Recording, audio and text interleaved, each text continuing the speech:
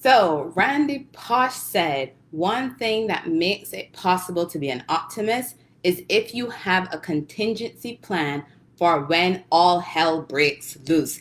Hi, y'all. Thanks so much for joining me. In less than 15 minutes, I'll be sharing with you 4 steps that you can take to develop a contingency plan for your business, kind of like for when all hell breaks loose, right?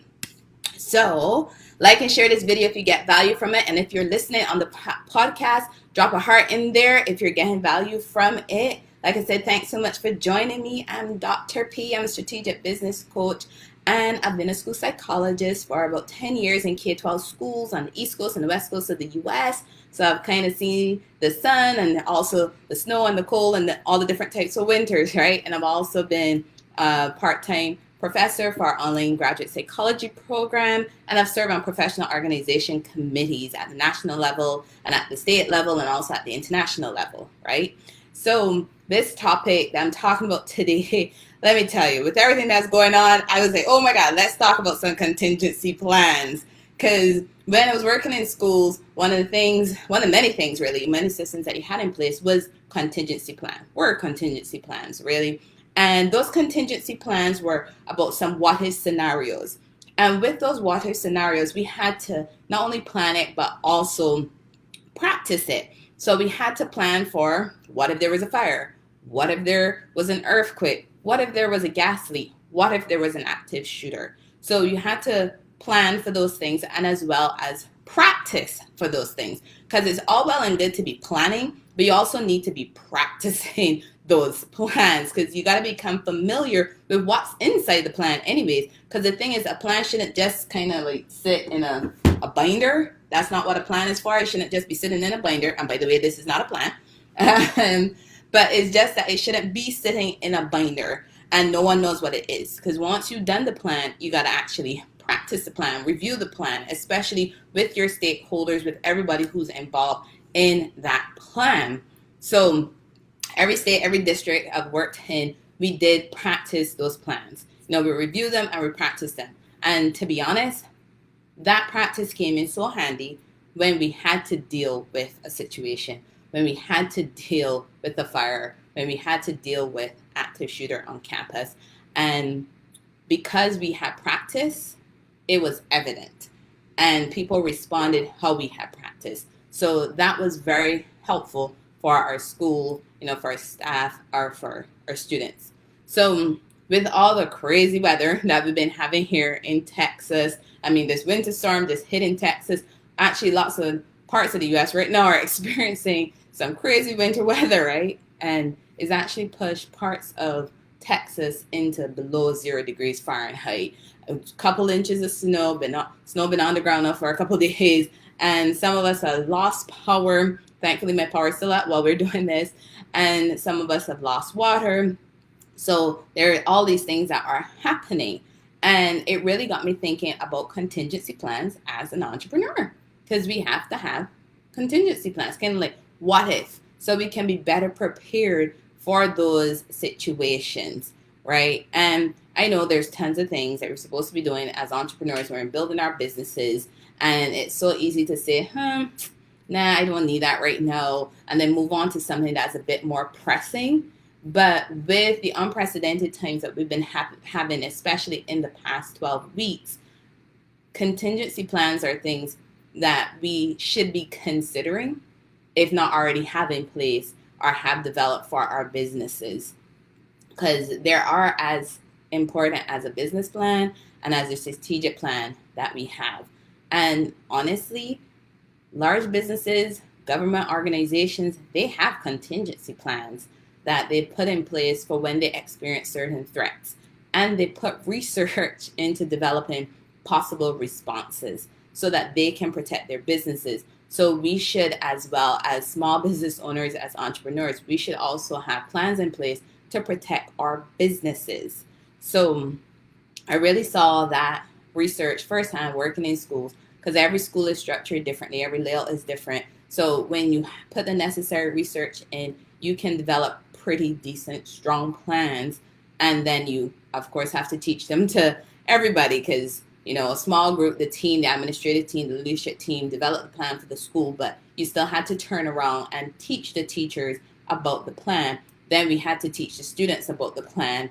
And we also had to inform parents about various aspects of the plan, because when it came to knowing about the reunification points, parents needed to know where they would be picking up their child from in the event of an emergency, right? So it's really thinking about what needs to happen. And these are things that we should be considering as entrepreneurs, thinking about what if scenarios. But before I go any further, I really want to kind of step back a little bit, because I've used the term contingency plan. And I want to make sure we're on the same page about what a contingency plan is. So a contingency plan for your business is basically a series of steps, of actions that you're going to take when your business is faced with an unexpected event or a situation. So for your business, the contingency plan should be proactive. It really should, because it is a plan for what could happen. Yes, I know you can't plan for every single situation. Okay, that's true. But we have to think of possible things that can happen. And again, the last 12 months have shown us about what possible things could happen that we never even thought about, right? So it's really thinking about those things. And if you're a business that survived through the recession, or businesses that kind of buckled under during the recession and didn't survive the recession, you have to start thinking about, did they even have contingency plans set up, So, and if they did, then what went wrong? So it's a matter of really making sure you put the research in for your business, because you have to know how your business is set up. And again, we can't plan for every possible scenario, every possible event, but we can plan for things that could be possible threats, especially based on where our businesses are located. Because take, for instance, remember I mentioned that winter storm that's hitting Texas right now. So even thinking in terms of that, and the fact that the power is off. So thinking in terms of, if the power goes off, can your business still function? And in order to really address that question, you got to take a step back and think about what is impacted by the power. And of course, the internet is impacted by the power. And if you are like me and you rely heavily on the internet in order to get your business done, because for instance, I'm doing this live, I'm doing this video on the internet. If the power was down, I wouldn't be able to do this on my computer as well as on my phone. So long as my phone has charge, then yeah, I could be online, so long as there's still connectivity out there in data world for our phone system.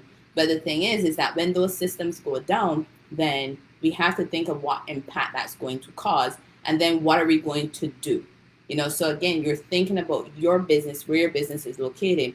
And for instance, if you're in an area where there's hurricane season, because I know in the tropics, there's hurricane season coming up right around the corner, right? So planning for when that season comes around, what are the things that are impacted when it is hurricane season? So again, power is a big one. When you lose electricity, when you lose that power, what are all the many things that are impacted when power is taken? And you can also think about what happens if you lose your water or lose your gas. So really think about things that impact you, especially since you probably might be a small business owner working from home.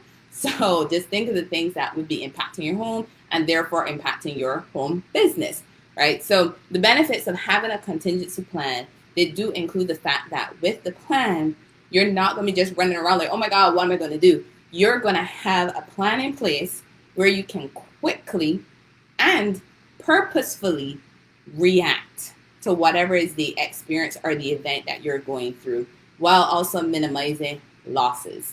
Because again, remember, I'm talking about the winter storm, and even give the example that if you're in the area of hurricanes, think about what happens if you have products, if you're relying on products, because the trucks can't come through, right?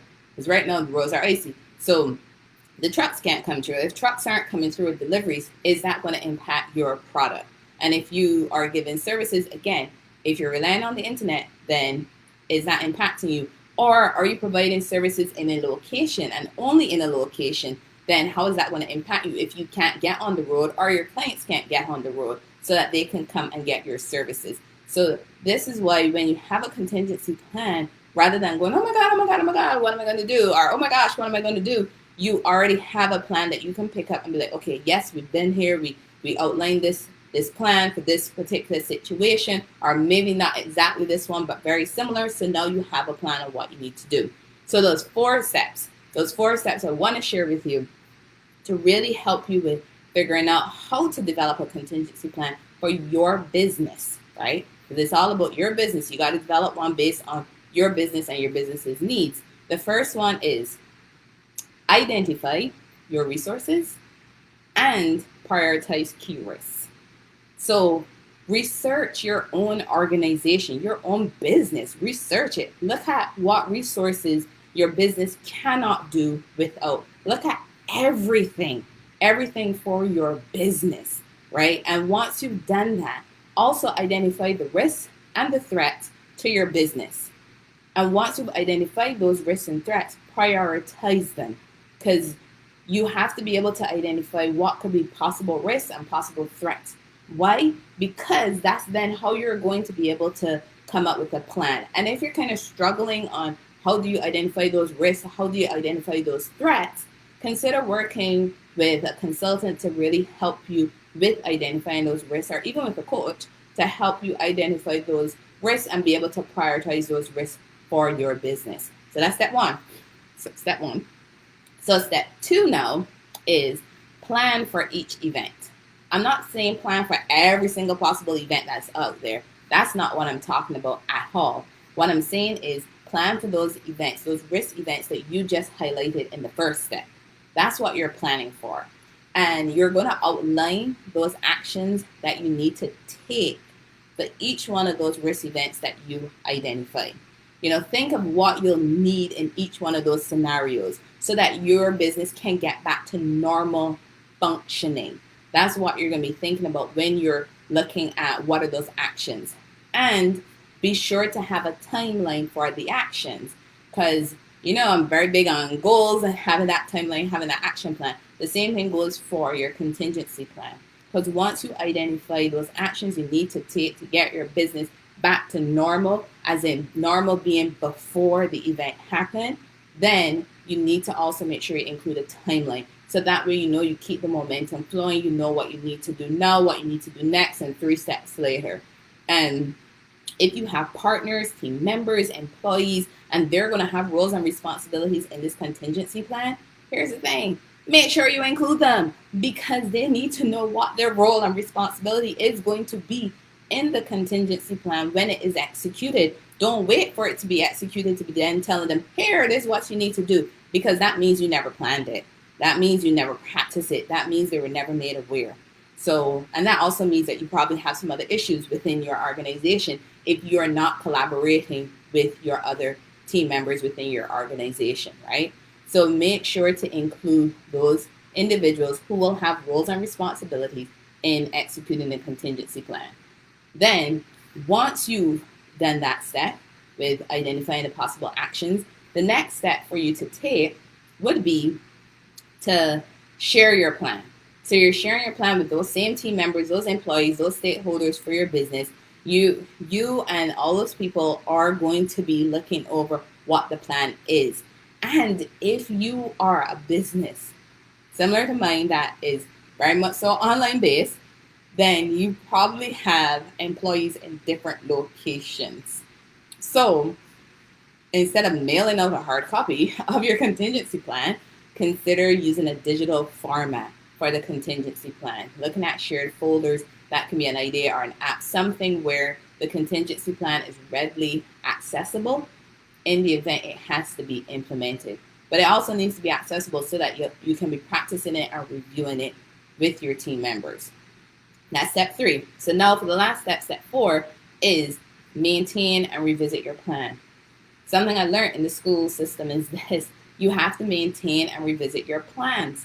Because I've been in schools wherein they had some upgrades, some improvements, and a plan that worked when it was a one-building school wasn't necessarily the same plan when that building got a second building or it got a whole new wing. So it's really making sure that you maintain and revisit your plan, because as the infrastructure of your location changes, or if you are hiring and firing different employees, you're bringing other team members on board, bringing on stakeholders, bringing on board of directors, bringing on all these different people. You want to make sure everybody is aware of the plan, and if people have roles and responsibilities in the plan, that they too know what their roles and responsibilities are.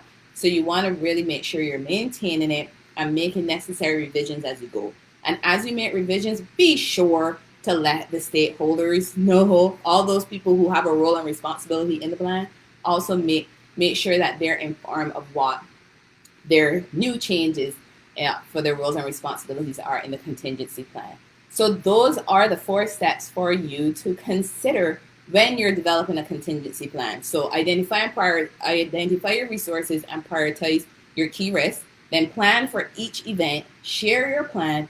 Then for the 4th one, maintain and revisit that plan. So thanks so much for joining me. Message me if you want to learn more information. Remember, solutions plus actions equals results. Thank you so much for joining. Bye.